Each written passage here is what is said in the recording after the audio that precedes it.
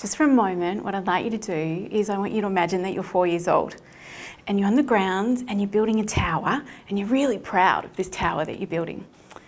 And then the next minute, a kid comes running along, kicks over your tower, and you are outraged. And you feel these feelings bubble inside you of hurt and panic and frustration and helplessness. And just in that moment, an adult comes in close, gets down low and says, "Honey, what happened?" And you see in their eyes there's compassion, you feel that their body's calm and regulated, and then all those feelings come bubbling out. Frustration, the anger, the helplessness. And this adult goes, "Oh, yeah, tell me all about it." They don't try and fix it. They don't say to you, "Don't worry, you can build another one." They just let you feel all that you're feeling. And then they open their arms and you snuggle in, take another deep breath, and then you feel better. And then you get back to building your tower. Now I'd like to see if you can remember what it was like when you were 4 years old. And perhaps at a time when you felt angry or sad or scared, or you didn't understand what was going on.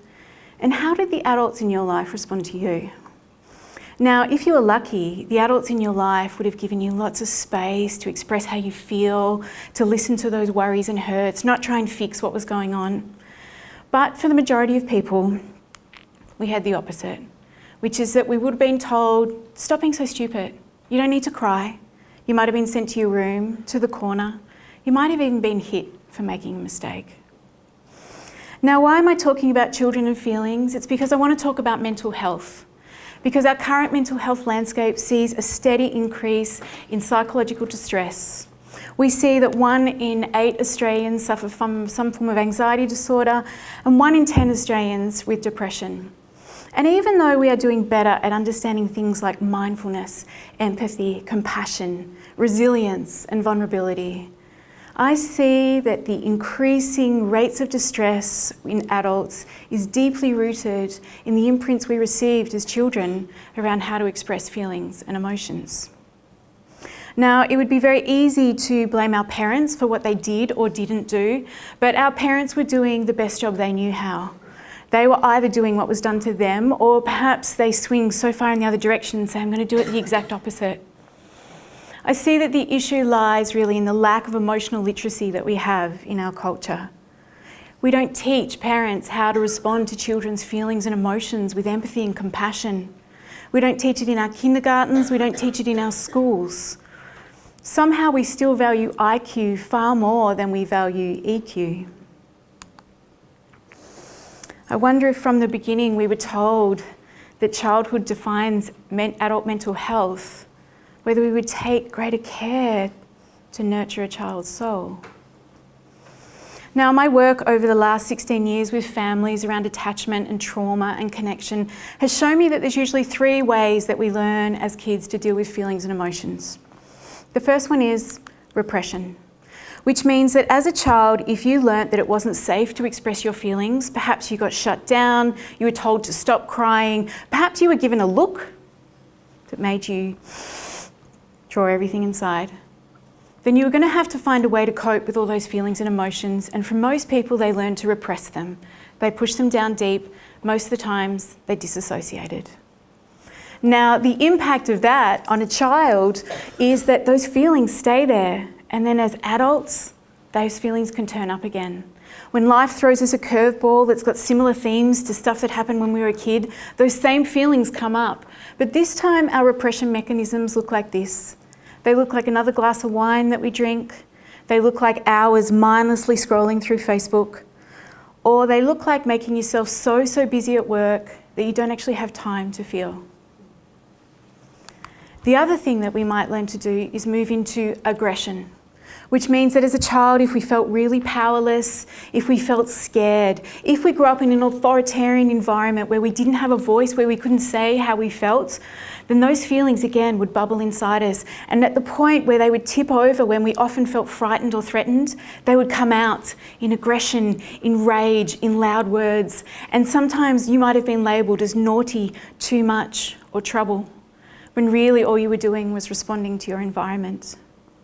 And then as adults, those aggression tendencies turn up in bullying behaviour. They turn up in harsh critical thoughts about ourselves and others. They turn up as violence. Then the third thing that we learn to do is expression, which means that if we grew up with an imprint that said, feelings are welcome, it's okay for you to express how you are. I will accept all of you, the happy bits, the sad bits, the joyous bits, the bits that are angry, all of you is welcome. I'm not going to try and fix, I'm just going to hold. Well, then what happens is as adults, when things feel hard, we reach for our journal, write down our thoughts. We call a friend and say, hey, can you listen to me? We go for a run, we do some yoga, we speak to our therapist, and we find a way to lean into the feelings, we feel them, and then we let them go. Now, I am a mum to 3 big, beautiful teenagers. And when I first became a parent, like I'm sure many of you here, as a first-time parent, you have absolutely no clue what you're doing. And when it came to understanding feelings and emotions, my game plan was going to be, I'll just keep them happy all the time, right? Because it's really easy to keep kids happy all the time. And if any of you know who have kids, that's a ridiculous thing to do. It is impossible, it's ridiculous, and it's incredibly exhausting trying to keep people happy all the time. So I learned pretty soon that that wasn't actually going to work. And I needed to find a way to help my children thrive emotionally and also create harmony in our homes. So I was lucky enough to understand and study trauma, and I began to see that what we need as humans is a safe place to unpack all of who we are. We need boundaries and holding, but we also need empathy and compassion for all those big feelings that rise within. So instead of trying to fix my kids' problems, instead of trying to make them happy all the time, I just got down low and I said, tell me all about it. And I just listened. Sometimes it was tears, sometimes it was rage. There's a lot of complaining that happened. But every time my only job was to sit there and just hold for them. And what I began to see was this incredible emotional intelligence developing in my children. Now, I think the time where I realised that this was incredibly powerful was one evening when I was making dinner. I had to go and teach a class, so I'm doing the hustle that most parents do, where you're trying to make dinner quickly because I'm about to get out the door. And my youngest daughter, who was 5 at the time, comes into the kitchen and she's looking not happy, and I could see that she's got some feelings on board. And I'm like, I've got to do the dinner, I've got to get out the door. And I actually turned to her and said, honey, do you think you could hold on to your feelings for a few hours? Which, of course, as you can imagine, she just looked at me like, are you kidding? And then at that moment, my middle daughter, who is 10, walked into the room and she said, I'll listen to her feelings. And I'm like, well, okay. So my 10-year-old takes the 5-year-old into the bedroom, and I'm thinking, I'm going to be late for work. I need to see what happens here. And I'm standing outside the door, and this is what I'm hearing. I'm hearing my 10-year-old say, tell me all about it. And then the 5-year-old starts crying, and she starts complaining about all the things that had happened at kinder. And the 10-year-old's going, oh, that's hard. What else? And then there's more complaining, and then there's more tears, and then there's giggles, and then there's laughter. And then they come out of the room, and I see my 10-year-old and I say to her, honey, how was that for you? And she looked at me and she said, well, Mama, I just did to her what you do for me. And in that moment, I realised children cannot be what they can't see. How do we expect children to have empathy and compassion for other people if we don't show them how? How do we expect them to treat others with kindness and respect if they don't know what that feels like in their own bodies?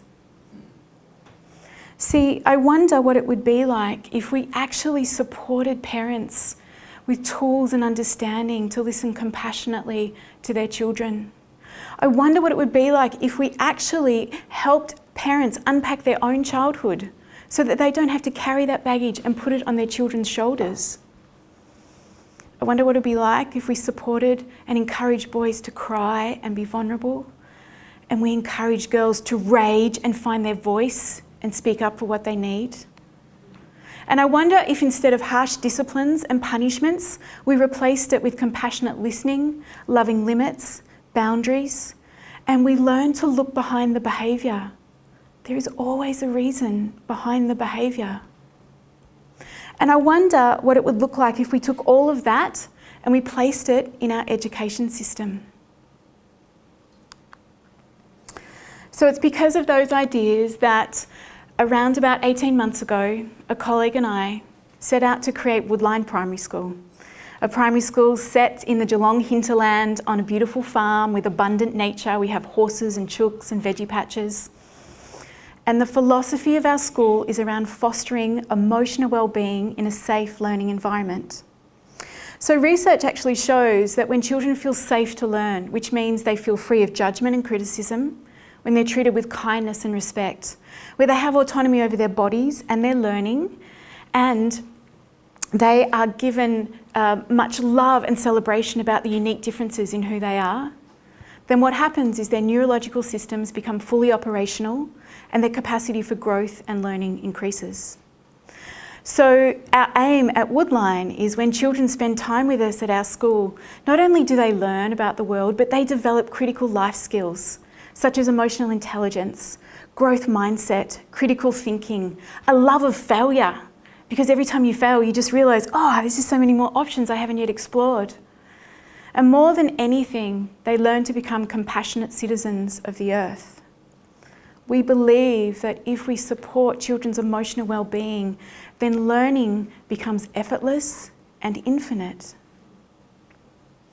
The great Sir Ken Robinson said that the aims of education is to understand the world around us and understand the world within us.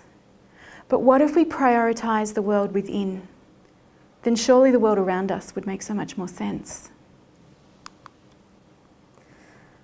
How different could the world be if we place connection, heart, and compassionate listening at the centre of every relationship? Thank you.